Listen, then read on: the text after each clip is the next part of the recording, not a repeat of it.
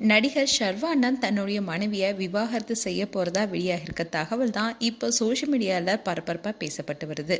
தெலுங்கு திரையுலகில் முன்னணி நடிகராக இருப்பவர் தான் ஷர்வானந்த். தமிழில் காதல்னா சும்மா இல்லை என்ற படத்தின் மூலமாக தான் ஹீரோவாக இன்ட்ரோடியூஸ் ஆயிருப்பார்.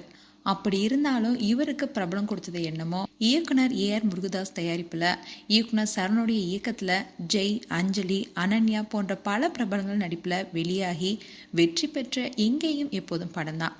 உண்மை கதைக்களத்தை மையமாக வச்சு எடுக்கப்பட்ட இந்த படத்தில் சர்வானந்துக்கு அனன்யா ஜோடியாக நடிச்சிருப்பாங்க.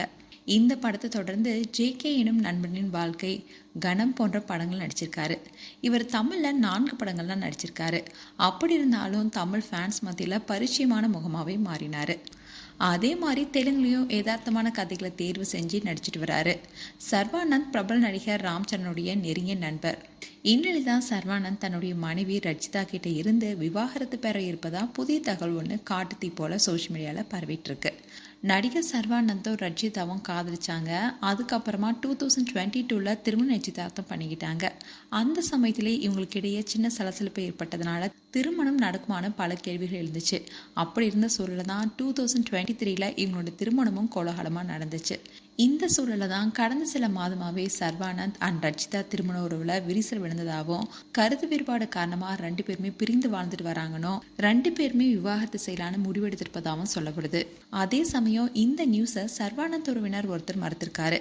சர்வானந்த் வெளிநாட்டில் இருக்கிற ஒரு ஷூட்டிங்கில் இருக்கிறதுனால தான் அவருடைய மனைவி தனியாக இருக்கிறாங்களே தவிர இவங்க 2 பேரும் பிரியற என்ன என்பது துளியும் இல்லைன்னு சொல்லியிருக்காரு. அப்படி இருந்தாலும் நெருப்பு இல்லாமல் புகையாதுன்னு கமெண்ட் பண்ணிட்டு வராங்க நெட்டிசன்ஸ். அதுலேயும் பல பிரபலங்கள் விவாகரத்து செய்தி வெளியாகும் போது அப்படி எதுவுமே இல்லைன்னு சொல்லிட்டு அந்த தகவலை மறுத்துட்டு நீதிமன்றத்தை அணுகும்போது தான் உண்மையை உடைப்பாங்க. அதே மாதிரி சர்வானந்த் விஷயத்திலையும் நடக்குமோ என்ற கேள்வியை எழுப்பிட்டு வராங்க. இது வரைக்கும் இந்த செய்தி குறித்து சர்வானந்த் வாய்த்திருக்காத நிலையில கூடி விரைவில் அவர் பதில் கொடுத்தாருன்னா கண்டிப்பா இந்த செய்திக்கு ஒரு முற்றுப்புள்ளி வரும்னு சொல்லப்படுது. மேலும் இந்த வீடியோ குறித்து உங்களுடைய கருத்துக்களை கமெண்ட் செக்ஷன் சொல்லுங்க.